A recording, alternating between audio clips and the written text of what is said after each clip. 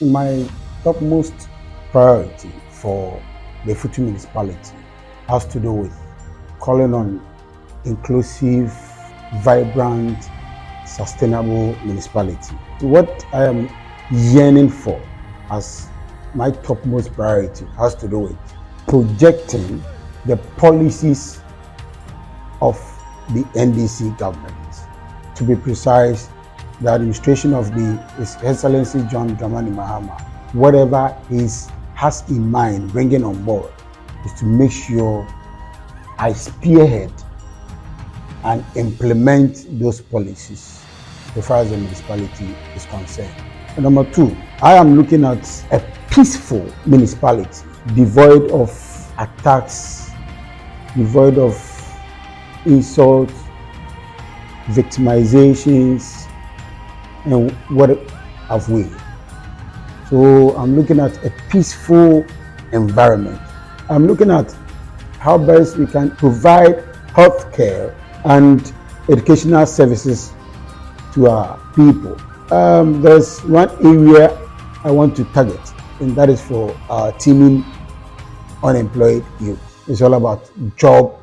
So job for the youth is one of the areas I am looking at. One area I am looking at is economic empowerment. How best we can empower our people. So I will foster economic development so that our people will feel empowered. I have a plan of holding regular town hall meetings with our people, getting direct contact with them. I have a plan of establishing a feedback mechanism through social media and community forums. With that, I'll get to engage our people. I will be getting a dedicated team to interact with our people, and you are one of the key stakeholders. I want to again to look at how best I can create or establish advisory committee who alongside will be advising me on one or two things. So I think these are some of the means possible I can have engagement with my people. One of the biggest challenge in a Effutu municipality, unemployment.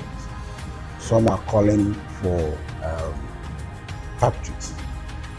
Some are calling for capacity building. For now, I know of tissue factory. We'll find a way or fast track things for us to get the factory. Through PPP, public-private partnership, we'll look at how best we can get another factory that will create jobs for the people. There are existing ones. We have the embroidered ceramics, Ekem Yard 2 is there, Mazi Pottery, that one too is there. So we intend doing all these things to help get jobs for our people. So these are some of the areas that I'll consider tackling the unemployment situation in Winneba. And two has to do with entrepreneur support, where we'll give those who are interested into entering into entrepreneurship, we'll give them some support. Three has to do with job training programs, when able to give them some training. And we are talking about business support. And another issue has to do with education. Most of the people, like, they don't know what they are doing. They don't know, excuse my language, from their left to their right. It's more of after school, what's next? So we need to give them more education so that at least they'll know where, when, and what to do. Another challenge, our peace, most especially with our festival, Abuachi Festival, the Masquerading Festival, and what have we. You know, it's one area I am looking at. But in order to solve some of these things, there will be consistent stakeholder engagement. We need to engage them, especially with issues about we sitting down, waiting on that fateful day, that stipulated day or time for our festivals. What I will do is we'll take earlier measures, prior measures, that will look into it. Maybe so about 7-8 months to our festival, there should be that committee who will look at it very well, solve it before even time. So I'm planning to do that. Anything that poses some sort of security threat in the system, anything, armed robbery cases, langas, it's one of the challenges. As we speak now, there's what we call substance abuse, in other words, drug abuse. It's in the system. You don't know who and who are the vendors, those who sell those drugs, who ensure the law will take its own course against such people. And some of them too, they have been addicted. Red. I think it's one of the substance abuse. We'll put in drastic measures to stop that as early as possible. We'll look at some of the counseling units who engage some of these people. And together, I believe strongly, we'll stop that unnecessary happenings in our society. I have a plan of upgrading roads. I have a plan of improving drainage system, and I have a plan of enhancing waste management systems. I talk of recycling some of our waste products. The Mahama-led administration has one good policy on 24-hour economy. For that matter, one biggest project we intend doing is to ensure we get a 24-hour ultra-modern market for our people.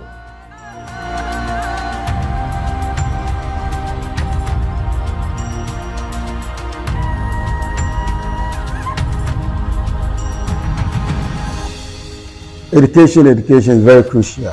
So what I want to do is to collaborate with educational institutions to improve facilities and resources. I have in plan of providing scholarship packages or promoting scholarship programs. So these are areas I want to do so far as education is concerned. I think I'm the type who is highly honored and to be in this position. For that matter, I will respect the views of our community. The good people of Winneba, this is your son, the Honorable Reverend Ataminsa.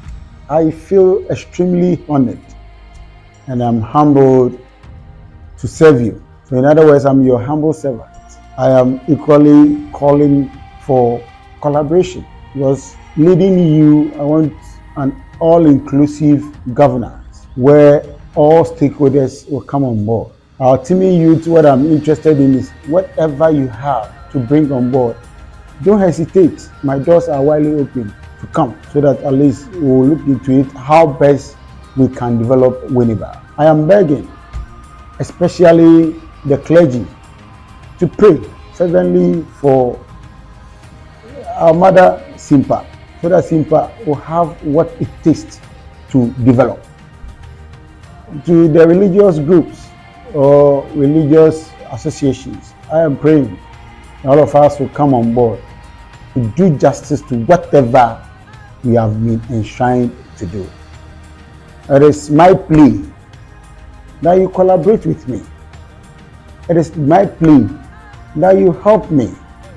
It is my plea that you come on board so that whatever we expect from leaders, all of us will come together to promote a positive agenda.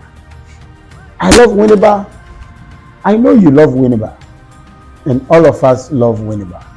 Let's push a positive agenda. When that nasi, impo shani fun better.